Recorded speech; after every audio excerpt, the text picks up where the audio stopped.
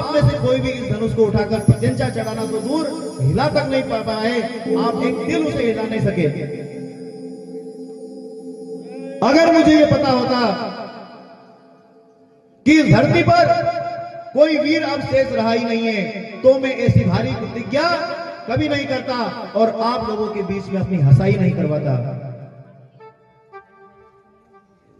सब राजाओं ने अपनी गर्दनें नीचे झुका ली। अब क्या कहें जनक जी को। लेकिन उसी समय उस सभा में लखनलाल को रोष आ गया, खड़े हो गए। हे राजा जनक, आपने ये विचार कर नहीं बोला है। क्या आपको पता है कि जिस सभा में एक रघुवंशी का बालक भी बैठा हो, वहां कोई इस तरह की बात नहीं करता है। अरे ये धनुष मेरे लिए चीज क्या है? अगर मेरे भाई, मेरे भ्राता मुझे आज्ञा दे तो इस पूरे ब्रह्मांड को कच्चे घड़े की तोड़कर उखाड़ कर फेंक सकता हूं। बोलिए लखनलाल महाराज की जय हो। जब लक्ष्मण जी महाराज ने ऐसा कहा तो जो दिशाओं के देवता है ना, उनने ब्रह्मांड को कसकर पकड़ लिया कि कहीं ऐसा नहीं हो कि सही में लखनलाल उठा के स्वाहा कर डाले सब। देवता घबरा गए, सहम गया पूरा राज समाज। अब क्या होगा? एक राजा धीरे से बोला कि अगर इसने पूरे ब्रह्मांड को हिला डाला तो अपना क्या होगा?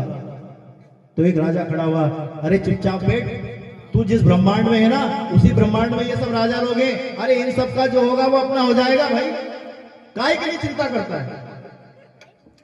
इतने रोष में जब लखनलाल को देखा भगवान ने, तो धीरे से इशारा किया है, लक्ष्मण शांत हो जाओ, आओ। और भगवान लखनलाल भगवान के संकेत को समझ गए। यहां पर लक्ष्मण जी हम सभी को एक प्रेरणा करते हैं।